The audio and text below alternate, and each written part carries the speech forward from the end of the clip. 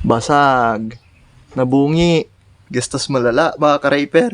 For today's video mga ka-Rayper, titignan natin yung mga lagay ng mga bearing at gear na binaklas ko dun sa transmission ng DC-70 na harvester. Tara samahan nyo kong tignan mga ka-Rayper.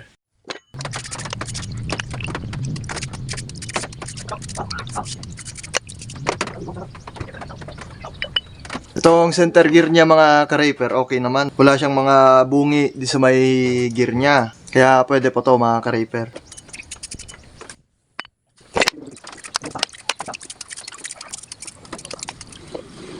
Ito yung gear mga ka-Rayper na nagsisimula ng kumabyos kapag magpapibot. Itong sa akin nagsisimula na siya eh. Pero hindi pa siya ganun kalala. Kaya itong buong center gear na to kasama yung pwede siyang i-rotate. Kapag ka-assemblein na, pwede itong i-rotate para hindi siya ganun na lumala na kumabyos.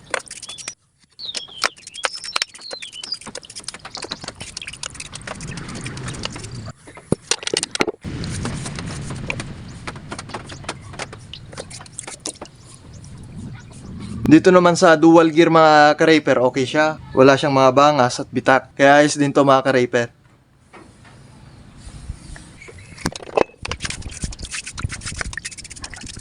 Dito sa axle gear mga ka-Rayper, kapag ginanito natin, kabilaan, halos parehas lang. Pero yung meron siyang proper way ng kabit. Yung may gahi na ganyan mga ka-Rayper. Dun sa may kwanto, may silak. Dito sa may kabila, yung plane, dapat ito yung nakabangga dun sa may bearing. Titignan natin mga ka-Rayper kung anong problema kung baliktad mong nailagay. Kasi baliktad yung pagkakabaklas ko dito sa may kabila mga ka-Rayper. Tignan natin yung kabila.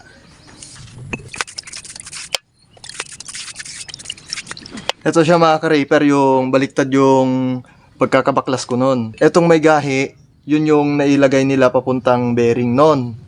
Tapos tong plane, yung likod, ito yung nalagyan ng C-clip. Ngayon ang nangyari mga ka-Rayper, yung dito sa may dual gear niya, kumayod siya ng konti.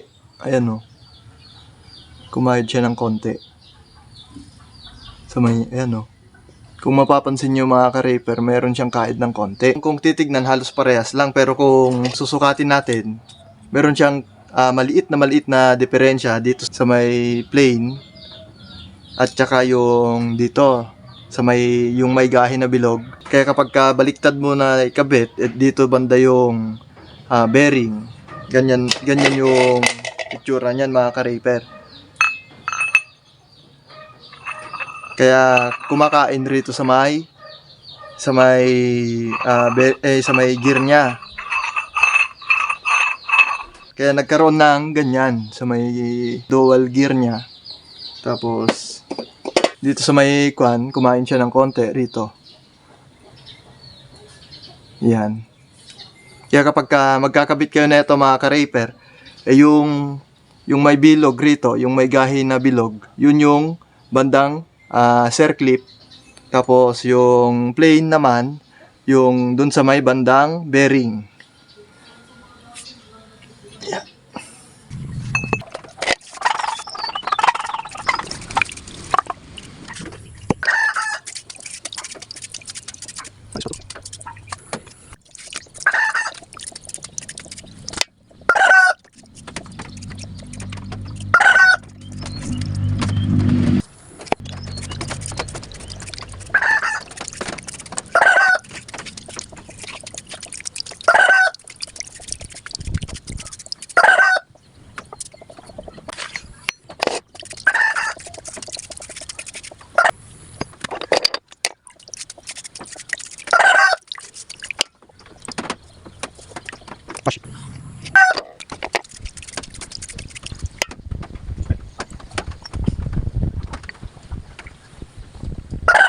Dito sa center gear niya mga ka-Rayper, magpapalit na ako nito. Yan mga ka-Rayper, may tama na yung gear niya. Ewan ko kung kita sa camera. Yan, katulad nung ganyan mga ka-Rayper.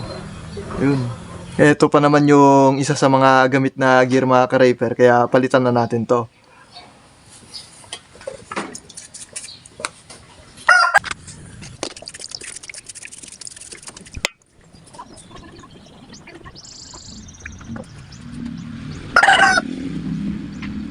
Pati rin tong medium gear mga ka-Rayper na yung dun sa may secondary, papalitan ko na rin. May tama na rin, no? Ayun. Ewan ko kung kita sa camera. Ayan. Ayan mga ka-Rayper yung tama niya, oh. Palitan na rin natin to mga ka-Rayper.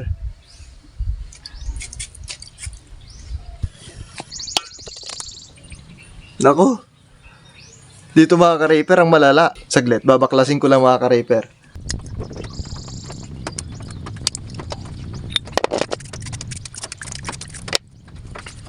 Dito mga ka-Rayper ang malala, nabungi.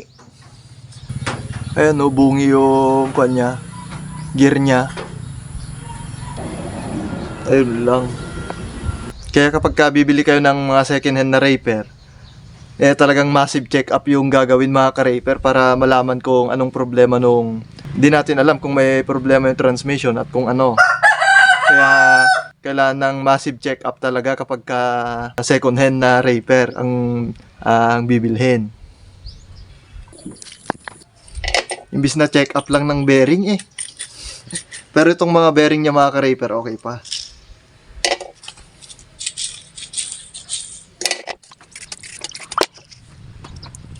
Ang alam ko dito nag-rebearing na sila kaya yung mga bearing masadya pa yung mga bearing bago pa. Wala pang alog kaya eto muna yung pagtsatsagaan ko. Hindi muna ako bibili. Maganda pa naman eh, sayang.